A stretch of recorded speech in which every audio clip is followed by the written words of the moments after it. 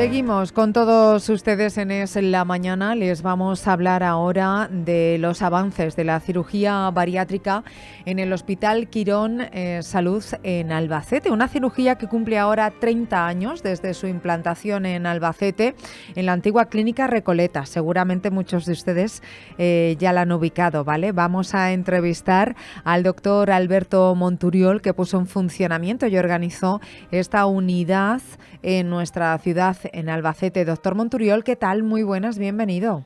Sí, hola, buenos días.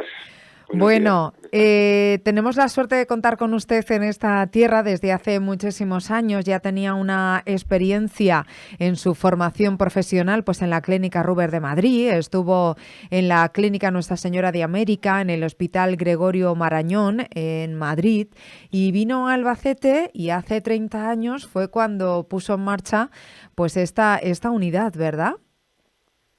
Sí, efectivamente. Yo estaba haciendo cirugía fundamentalmente endocrina y metabólica y cirugía de la obesidad en Madrid. Y entonces, pues, como mi mujer, la que no era entonces mi mujer, pero era de Albacete, pues entonces tuvimos la inquietud de montar una unidad de cirugía endocrino y metabólica y de obesidad en Albacete. Me gustaría En remontarme... Albacete hace 30 años se cumplen ahora con Sí. ese objetivo. O sea que y ha ido todo muy bien desde entonces. Bueno, enseguida vamos a hablar de los desafíos de implementar esta unidad en Albacete, pero ¿qué le llevó a usted a querer hacer esta especialidad, la de cirugía bariátrica y metabólica? Bueno, porque yo cuando empecé la cirugía tuve la suerte de hacerlo en el Gregorio Marañón, que es uno de los mejores hospitales de Europa, y ahí estaba pues uno de los padres de la cirugía de la obesidad modernas, que es el doctor Larraz. Entonces yo me formé con él. Él empezó con esa inquietud que me la transmitió a mí. Yo entonces me encomendó, pues yo operaba muchos cerdos para experimentar nuevas técnicas y luego ya pasé a formar parte de su equipo y luego pues estuve en Asturias, luego me instalé por mi cuenta ya independientemente en Nuestra Señora de América y luego en Albacete y más sitios porque ahora estoy operando. Ahora hago más de 100 intervenciones de obesidad al año porque opero en varios sitios. O sea, Vaya. Albacete es una población pequeña, no se beneficia de tanta gente, pero yo opero fundamentalmente en Córdoba y Albacete y ahí en Madrid. Entonces, Vamos a bueno, hablar de cuáles fueron los desafíos de implementarlo esta unidad en Albacete allá por 1994, que ya hace. sí. Bueno, al principio pues la clínica no contaba con experiencia del personal y no contaba con una buena UBI, no contaba con cosas que tuvieron que rodar.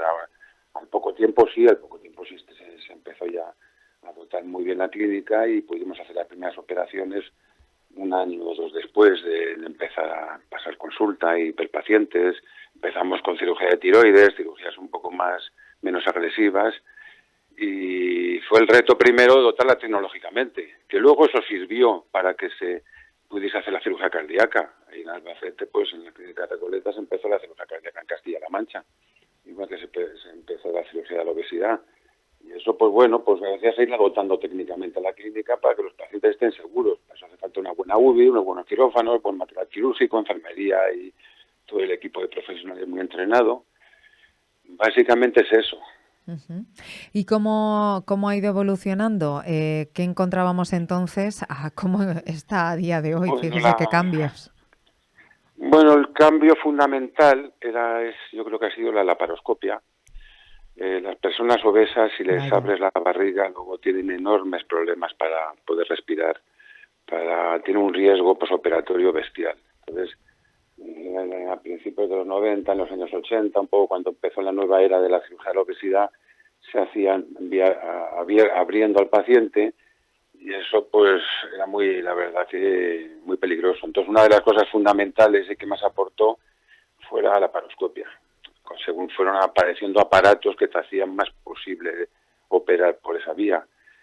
Eso fue lo fundamental. Ujú. Eso también trajo algo malo, porque claro, al tener abordaje laparoscópico, pues muchos cirujanos pues empezaron a volver a técnicas que antes fallaban, pero que son más sencillas de hacer por laparoscopia, como las técnicas restrictivas en las que no se hacen muchos cambios metabólicos y entonces a la larga fallan un poco. Entonces también entonces se puso, y como ahora pues muy de moda, el hacer las gastrectomías verticales, las mangas gástricas, que son buenas para algunos pacientes, pero no las puedes generalizar porque van a fallar a largo plazo. Ahora hay que hacer técnicas porque sean algo más metabólicas, que cambien un Sí. poco las tripas de sitio para que los alimentos se absorban de diferentes maneras. Ahora sabemos que hay sabemos muy bien, no se sabe hacía muchos años, pero se sabía muy bien en cada parte del intestino qué hormonas se segregan para controlar la insulina, para controlar el glucagón, fundamentalmente sabemos qué efectos hace eso para los diabéticos, para los que tienen tanto el colesterol, aparte de la obesidad. Entonces ya sabemos muchas cosas y hay que hacer esos cambios de intestino si quieres que la cosa funcione muy bien. Ya que ¿Qué? sometes al paciente a un riesgo quirúrgico, pues sale algo más completo. Hay gente que no se lo puedes hacer porque tienen enfermedades intestinales o porque tienen que Claro. tomar tratamientos de medicamentos que tienen que absorberse muy bien y cualquier cambio de absorción pues puede alterar algunas cosas. Bueno, hay gente que sí puedes hacer técnicas restrictivas como una medida mayor que le puedes dar, Ujú. pero no lo puedes generalizar. Entonces un poco lo que hay que hacer ahora es personalizar bastante la cirugía Claro. y enfocarla en que sea muy metabólica, más que Ujú. restrictiva. No sé si me explico, porque el tema restrictivo es que no pueda comer la persona, que le impides comer, por así decirlo, y lo que es mal absortivo o hipoabsortivo es que absorbe menos cantidad de alimentos. Y aparte Ujú. estimulas las hormonas intestinales que te interesa estimular para que mejore el tema de la diabetes. Claro, hablaba también de personalizar el tipo de tratamiento, de cirugía. ¿Cómo se hace todo esto? ¿Cómo se determina? Me imagino que hacen un estudio pormenorizado antes para poder cambiar la vida de estos Sí, bueno, pues pacientes. sí, básicamente en el grado de obesidad que se tenga, y si tiene asociada diabetes, hiperlipemia. Luego también un poco, yo creo que es muy importante medir el intestino para personalizar. Tú no puedes darle un traje exactamente en la misma medida a todo el mundo. Estamos, por regla general, la cirugía de obesidad, Sí. hasta ahora que se está empezando a discutir el tema pues se cortan tantos metros de intestino o tal cantidad de estómago. Y a todo el mundo exactamente igual. Entonces, personalizar, yo creo que hay que saber si una persona tiene 5 metros de intestino o tiene 12, como he visto en un paciente hace poco, 12 metros y medio. O sea, que es una cosa que nadie se lo piensa. Si a una persona con 12 metros y medio de intestino le recortas 2, pues no le has hecho nada. Le has operado casi sin hacer nada. Entonces, un poco personalizar es fijarse en más cosas. Aparte, no solamente de los kilos, que también, y de la diabetes, que es fundamental si tiene diabetes o no. Y porque hay que aplicar la técnica que mejor corrija la diabetes en ese caso. Y en la superobesidad, con la gente con IMCs de más de 50, o sea, gente de más de 200 kilos, pues hay que ser pues muy agresivos, medir muy bien el Ya. intestino, claro. Entonces estamos afinando mucho más, Ujú. haciendo una cirugía más segura, después de tener mucha experiencia, ¿Y claro. el posoperatorio, doctor, es muy complejo o no? No, bueno, el posoperatorio es bastante liviano para lo que se hace. O sea, el paciente, aunque le cortes el estómago y le cambies las tripas de sitio y eso, al día siguiente está comiendo.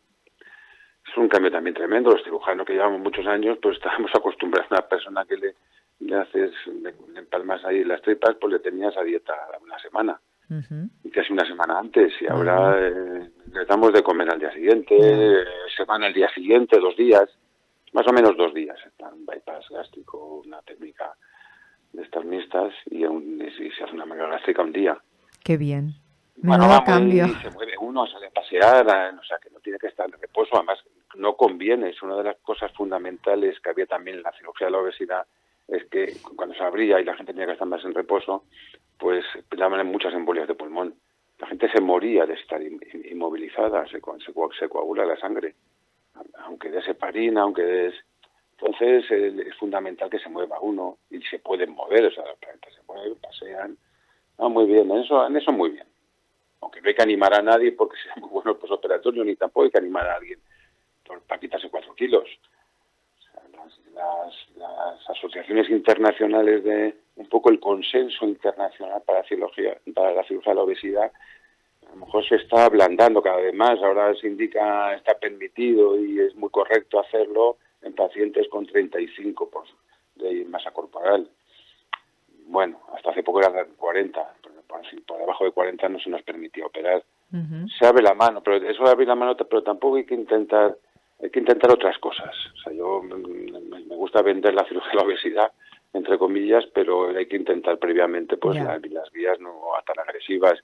Entonces no hay que una persona que tenga 35 de IMC y no tenga patología ninguna, ni sea diabético, ni tenga ningún problema de nada, pues yo creo que debes de ser exigente y pedirle primero que lo intente de otras maneras. Que tiene más del 50 la superobesidad, pues ya sabes que va a fracasar sí o sí, y tampoco le tienes que agotar a dietas. Y hacerle viejo a dietas. Hay gente que sí le debes de animar y decir, mira, desde el minuto 1 lleva prueba las dietas, eso, pero que la cirugía es tu única solución. Estaba pensando yo ahora si usted recuerda algún caso memorable de éxito que haya manejado a lo largo de su carrera y que todavía lo tenga en su recuerdo. A lo mejor es de las primeras operaciones que hizo o de las últimas, no lo sé. Las primeras son las que más te llaman la atención, en éxito y en fracaso. El éxito de las primeras que hice en Albacete. La primera que hice en Albacete, pues una persona que se ponía 70 unidades de insulina al día, con una diabetes tremenda que no se la podía controlar, con una tensión por las nubes, estaba al límite de edad para la época, sobre los 60 años, fue un reto grande. Y esa persona se quedó curada absolutamente. O sea, se le quitó la diabetes y todo. Insulina. Entonces eso me llamó mucho la atención, qué bien de responde. Esa persona me acuerdo, porque claro, hay otros que a lo mejor es igual, pero que como no es la primera. Los primeros casos son los que más te acuerdas porque te llaman mucho la atención lo bien que van entonces te anima, la cirugía de la obesidad te anima. Te fijas mucho para no tener fracasos, porque estás operando a una persona de las tripas por una, entre comillas, enfermedad benigna. O sea, si tú estás operando a una persona de un cáncer de estómago y en el posoperatorio le pasa algo y tiene la malísima suerte de terminar fatal, pues hombre, todo el mundo lo puede medio justificar, tiene que operarse de este cáncer. En cambio, si en una cirugía de la obesidad no nos permitimos, nos fijamos 1000 veces más que en otras cirugías.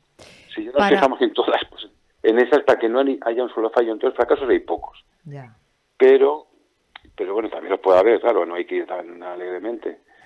Y no me acuerdo mucho de fracasos, me acuerdo de fracasos de la técnica en sí. La cirugía que hacíamos cuando yo llegué al Albacete era muy buena, muy agresiva, funcionaba muy bien, pero producía mucha mala absorción, o sea, se hacía el escopinaro, que llamaban, que es una técnica muy buena que se hacía y todavía se hace, pero que te puso una mala absorción tan grande que había gente que no lo toleraba bien, la falta de tanta vitamina y tantas cosas, y luego mucha diarrea y pues echabas todo por abajo y eso pues daba fisuras anales. Entonces también hemos mejorado mucho en eso, hacemos técnicas de mala absorción, pero no llegamos a esas diarreas tan malas y tan que todo ha evolucionado, como la propia cirugía. Y doctor, para terminar, ¿cómo ve el futuro de la cirugía bariátrica en los próximos 10 años? Cuénteme. Bueno, pues yo creo que se va a afinar mucho también el tema de ir a personalizar mucho. Y luego la técnica que ya se está haciendo, que yo tengo ganas de ponerla en funcionamiento cuando esté más avalada por las asociaciones internacionales, por la sociedad americana, que es lo que llaman la bipartición intestinal, o sea, preservar un poco más todas las partes del intestino, aunque los cambios de sitio sí dejarlos abiertos para tener luego acceso a ellos por vía endoscópica si tienen alguna enfermedad en el futuro. Hay técnicas, están haciendo ahora técnicas más fisiológicas, lo que pasa es que tienen que pasar unos años hasta que estén bien demostradas y ya hay una técnica que lleva muchos miles de casos y ya está bastante avalada, que es la que quiero empezar a hacer ahora, que es pues una especie de bypass, pero preservando el paso al duodeno y la primera parte del intestino al endoscopio y algo de alimentos. O sea, es una idea difícil entenderlo, a lo mejor para una persona que no sepa de medicina, pero Ya. digo, de anatomía. Pero bueno, hay técnicas más fisiológicas, por así decir, que vas a buscar los resultados metabólicos fundamentalmente. Y luego, eso que como hemos visto, todas las hormonas intestinales, cómo se alteran y cómo mejoran y cómo hacen adelgazar y hacen curar la diabetes, evidentemente la industria farmacéutica lo está copiando en fármacos. Los fármacos que están de moda ahora, que se quedan para la diabetes, los agonistas GLP-1 que se llaman, estos pues son fármacos que van a curar posiblemente más la obesidad y entonces el futuro de la cirugía de la obesidad pues va a estar como todas las cirugías cuando fracasen las vías farmacológicas y las vías farmacológicas cada vez van a ser más amplias. Entonces, y sobre todo para obesidades más moderadas. Entonces, el futuro, a 10 años, pues los fármacos harán bastante. Afortunadamente para la población nos quitarán los cirujanos muchos pacientes y la cirugía se hará cada vez más personalizada y más fisiológica y metabólica. Es lo que yo Gracias, veo. doctor. Han sido muchísimos los avances y en esa línea están ustedes. Muchísimas gracias, doctor Monturiol. Un abrazo, buen día. Un abrazo, gracias a ustedes. No se muevan más cosas en el radio.